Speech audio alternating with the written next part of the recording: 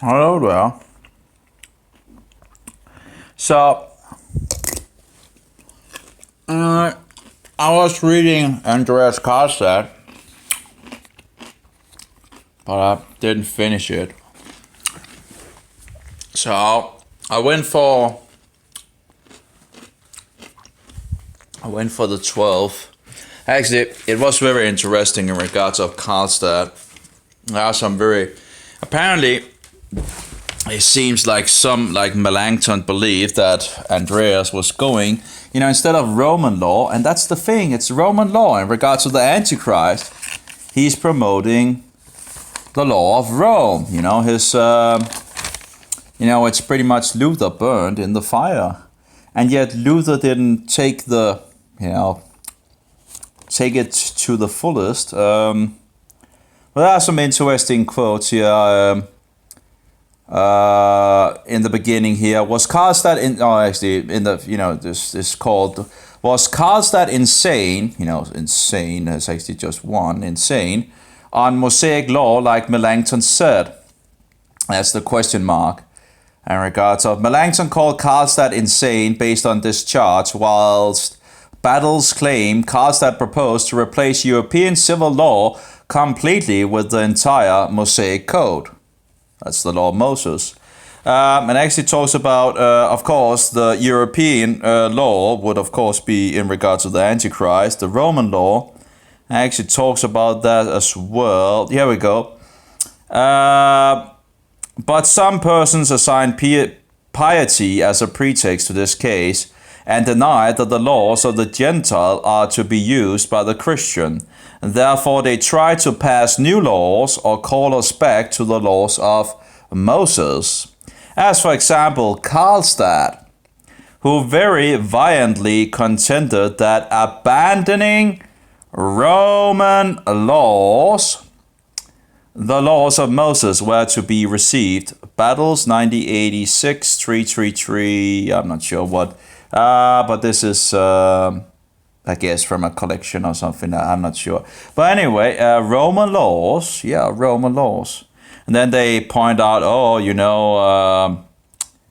Luther would characterize Karlstad's view of Moses as new monkery and legalism. Well, have we heard that before? Oh yeah, it started in the 1st century, calling people Judaizers and legalists and radicals and extremists, and things doesn't change, does it?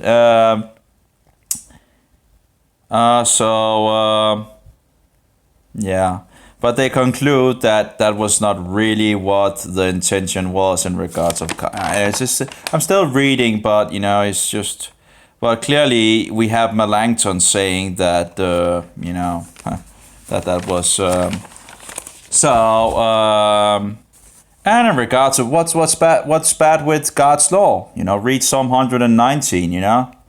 It's wonderful. Every single commandment of God's law is wonderful and good. A light to my path. So. And he goes into, in regards of the images and all that. Karlstad decided to move more swiftly. His opponents retained images and so on, citing concern for the weaker brethren and brotherly love. Karlstad suspected this as an unchristian cover-up. So that will probably, in regards of Luther, he's the one, in regards of the weaker and all that. And Karlstad also goes into, that people will defend that there's going around this doctrine of the, that we should move slowly in regards of the weaker brethren and all that. Well, that would stem from Luther, sadly. Here we have, to this point, and Karlstad having been expelled from Saxony at Luther's urging, which Luther denied. Again, it's just, it's very sad, very, very sad what, Luther is, Luther made his mistakes, that's for sure.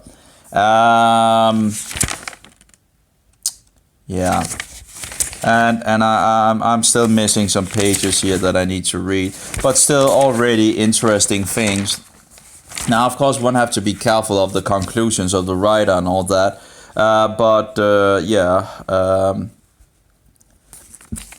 of course, Karlstadt was going, in the direction of the scriptures. Would that be a bad thing? Tell me, we're Christians, right? So shouldn't we, our master kept the law, right? So shouldn't we try to keep the law, as disciples? No, the law is abolished and done away and this and that. And if you try to keep it, you will lose grace. That's utter bullshit, So you don't lose salvation and, mercy and grace if you're keeping the laws of the Antichrist. But if you try to keep the law of Jehovah, then you lose it. Does that even make sense? Does that even compute up? Apparently some people believe that's a good argument. That's a stupid argument. It's just like, total lack of sanity, Let's see here. Karlstadt then reminds his readers that not only Moses, but Christ and, Paul also promoted the same view of the law. Well, in regards to Paul, he's, you can take him both directions, or just read him as he is, sometimes saying something and sometimes saying another thing. Anyway, also promoted the same view of the law and attack on images and idolatry. Christ showed this in answering the rich young ruler who asked what he must do to inherit eternal life. He directed the young ruler to the Mosaic law. Karlstadt asked, why in this case should I not also lead you to the law of Moses? That's Karlstadt 1995, B 119 to 120. No idea what that reference is to, but he says, in this case, should I not also lead you to the law of Moses? What's bad with the law of Moses? If you keep the law of Moses, you would believe in, and love with all your being and might and soul. You would love Yeshua. Why? Well, because the law commands you to love God with all your heart, love, and your heart, being, and soul, and strength, and so forward. So if Yeshua actually is God, the first commandment is to love him. That would be the first and highest commandment. Anyway. Yeah. Oh, well. So that's pretty much on that account. And of course, to love your neighbor as yourself, and the whole law hangs on those two commandments. That is not to say that these two commandments are the only ones. It's just they hang on those two commandments. People are like, there's only those two commandments. No, if you stop, if you're not committing murder, you're loving God, and you're showing you're loving God, in regards of keeping to his commandments. So that's the first. And then the second in regards of loving your neighbor by not murdering him, Isn't that really, that seems to be loving, not, killing or murdering your neighbor. Same thing with every other commandment and all that, in regards of. So it's not like the commandments are done away. And it's not to say that we are perfect, but I think it should be our goal to actually keep as much as we can. So we're all sinners, but we have Yeshua made a pretty good what shall we say? Being disciples. A disciple should become as his master. So anyway. Karlstadt decided to move more swiftly.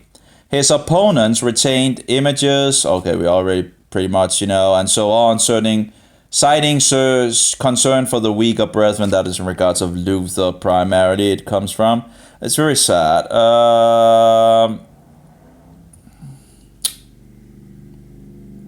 Yeah.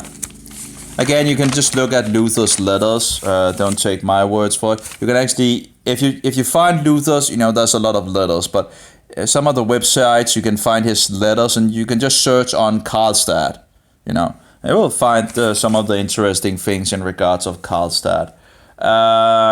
That's how I did it anyway. Uh-oh. You know, these battery things, you know, it always goes down.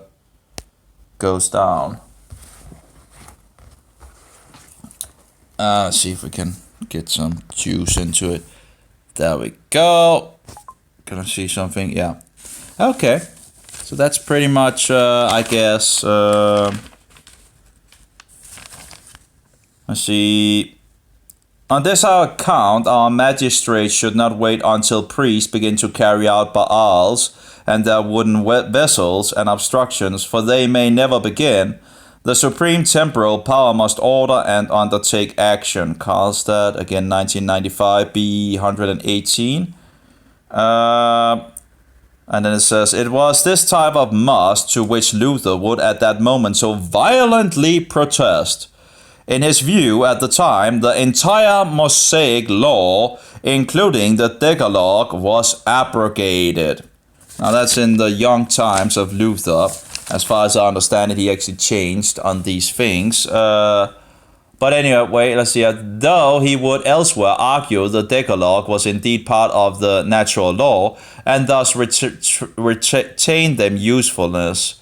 And actually you also see, you see Paul, where he's, saying it's abolished and done away with, and then he actually uses the law to get his authority. It's very slick, and again, if you look at the Gospels that went out into the world, we have two primary Gospels going out in the name of Jesus Christ, one with the law and one without the law. You see, they're very close to each other, and yet being close to each other, they are far apart.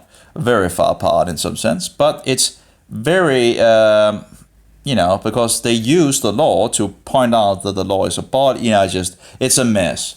It's a mess. Anyway, the Nazarenes kept the law. The Ebionites kept the law. These groups are the first, Nazarenes was the first group. The Ebionites came out from the Nazarenes. Now the Ebionites did have issues because they rejected the divinity of Jesus Christ, and they rejected that he was born of a virgin.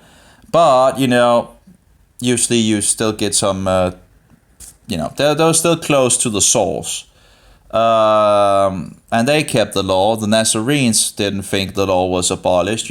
So. It's read aloud on the Sabbath in the synagogues or the houses of meeting, So you have 4 commandments being given according to the book of Acts. Now, Jesus, of course, in the book of Matthew just said, go and teach all things that I've taught you, which would probably mean all things, I would guess, Anyway, but the council, according to the book of Acts, we have 4 commandments. And even those 4, we are pretty much not doing pretty good.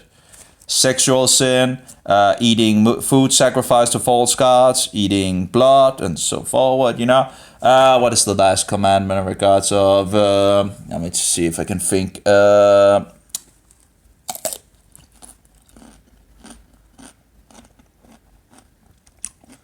Well, good question. 4. I can't remember the last one. But again, is that to say that we're now allowed to murder and steal and covet and, because they don't mention those commandments. Was that to say that, those commandments just thrown away, I can go out and murder now? Absolutely not. That's just stupid, Anyway, it was the beginning for them to grow in the Torah which is read aloud on the Sabbath. To start out with 4 commandments and then grow in the Torah. No one has said we are perfect, but that our master was a Jew, Now, of course, the Jews, the higher Jews hated him because he rejected their traditions, but he was still a Jew and he still kept the law of Moses. Yeah.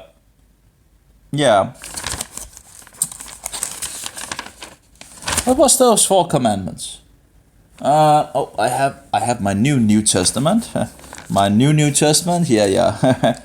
That is not so. But then of course it's a little harder when you don't have all the places where you fixed some color.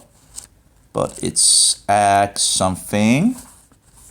It's 3 times in the book. The question is, where do we have it? I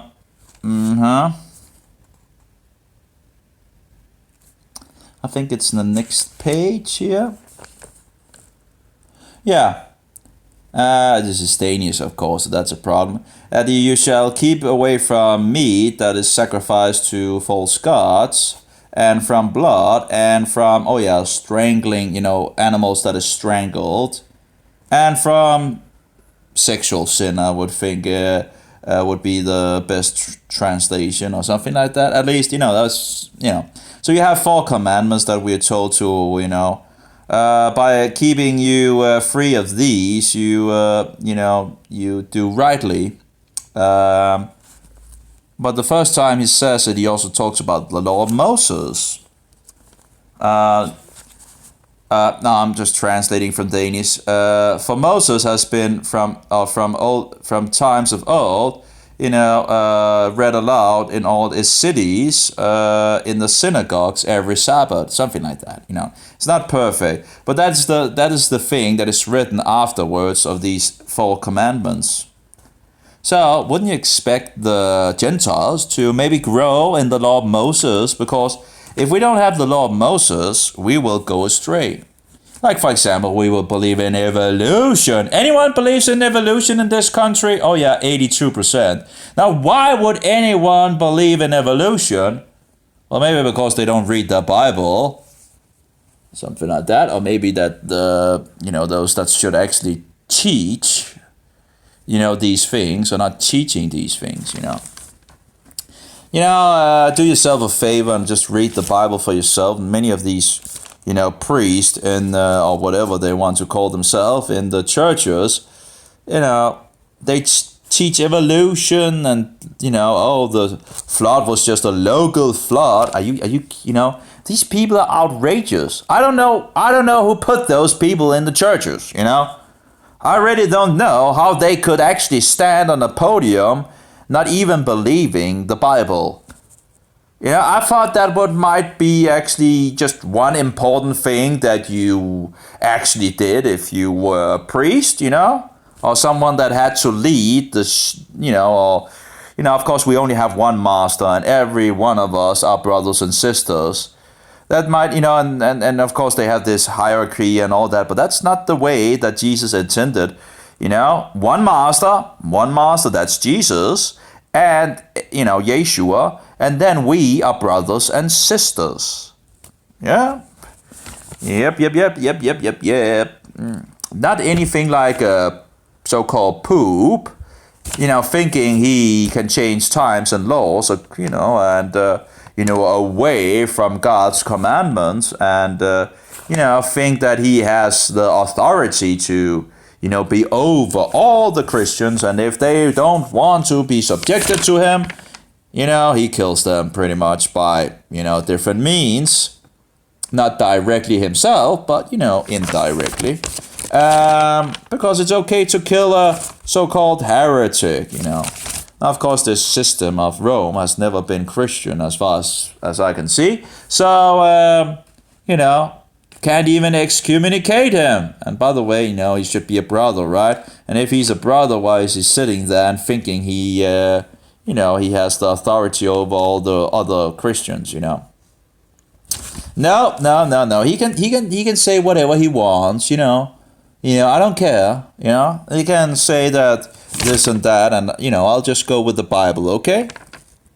And that was, of course, the problem for this filthy system of deception, that now people could read the Bible, and thereby this filthy system had a problem. And why would anyone turn back to this system? I have no idea. I have no idea why anyone would, Christians, Protestants, so-called Protestants, they don't even know what they protested in the past. It's just incredible. Anyway, I don't want to, it's beyond words, You get kind of angry, think about it. It seems my pan is getting there. Oh, I have some steaks or whatever, Don't have, yep. I have these beautiful 2 little pieces here. Yep. Salted it a little. Now some say it's actually better to have them, a little warm before you actually put them on the pan. But anyway, that's some believe that's a good thing, and they have a pretty good, pretty good thickness. Let's throw them on. I would think that they at least need 2.5 minutes on both sides. Now, it depends a little in regards of the thickness of these guys, and these are pretty good thickness. So I think 2.5 minutes at least on both sides would do it, I think. Then I have some orange carrots things. Yeah. We call them in Denmark, we call them yellow roots. I have no idea why we would ever